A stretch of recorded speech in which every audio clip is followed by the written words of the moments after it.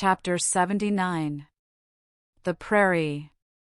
To scan the lines of his face, or feel the bumps on the head of this leviathan, this is a thing which no physiognomist or phrenologist has as yet undertaken. Such an enterprise would seem almost as hopeful as for Lavater to have scrutinized the wrinkles on the rock of Gibraltar, or for Gaul to have mounted a ladder and manipulated the dome of the Pantheon. Still, in that famous work of his, Lavater not only treats of the various faces of men, but also attentively studies the faces of horses, birds, serpents, and fish, and dwells in detail upon the modifications of expression discernible therein. Nor have Gall and his disciple Spurzheim failed to throw out some hints touching the phrenological characteristics of other beings than man. Therefore, though I am but ill-qualified for a pioneer in the application of these two semi-sciences to the whale, I will do my endeavor. I try all things, I achieve what I can. Physiognomically regarded, the sperm whale is an anomalous creature. He has no proper nose. And since the nose is the central and most conspicuous of the features, and since it perhaps most modifies and finally controls their combined expression, hence it would seem that its entire absence, as an external appendage, must very largely affect the countenance of the whale.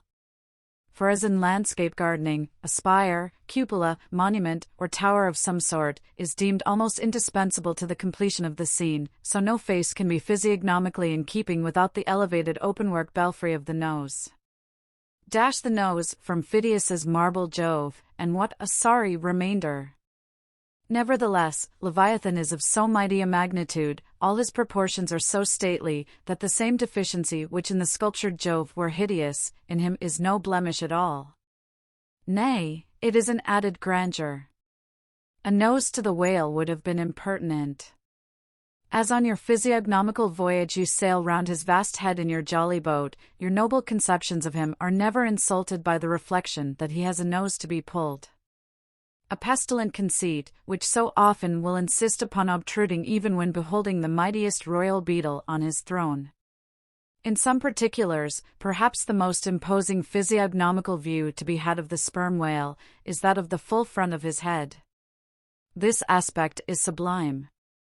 In thought, a fine human brow is like the east when troubled with the morning.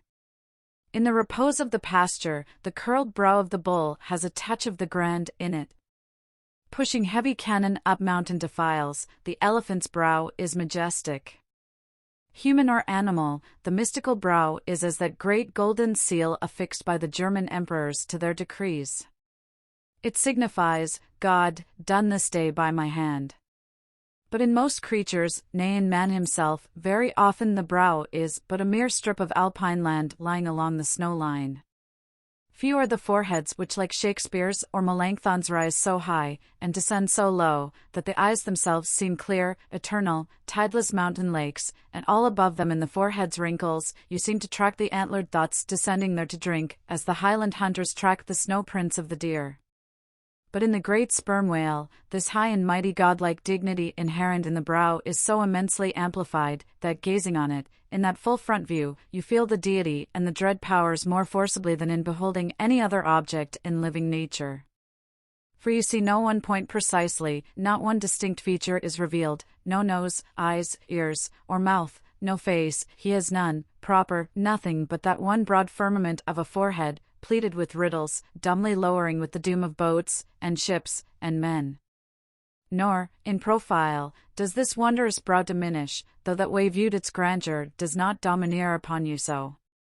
In profile, you plainly perceive that horizontal, semi-crescentic depression in the forehead's middle, which, in man, is Lavater's mark of genius. But how? Genius in the sperm whale? Has the sperm whale ever written a book, spoken a speech? No, his great genius is declared in his doing nothing particular to prove it. It is moreover declared in his pyramidical silence. And this reminds me that had the great sperm whale been known to the young Orient world, he would have been deified by their child Magian thoughts. They deified the crocodile of the Nile, because the crocodile is tongueless, and the sperm whale has no tongue, or at least it is so exceedingly small as to be incapable of protrusion.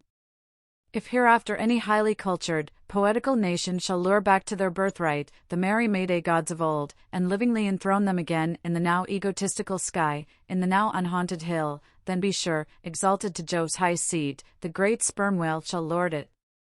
Champollion deciphered the wrinkled granite hieroglyphics. But there is no Champollion to decipher the Egypt of every man's and every being's face. Physiognomy, like every other human science, is but a passing fable. If then, Sir William Jones, who read in 30 languages, could not read the simplest peasant's face in its profounder and more subtle meanings, how may unlettered Ishmael hope to read the awful Chaldee of the sperm whale's brow? I but put that brow before you.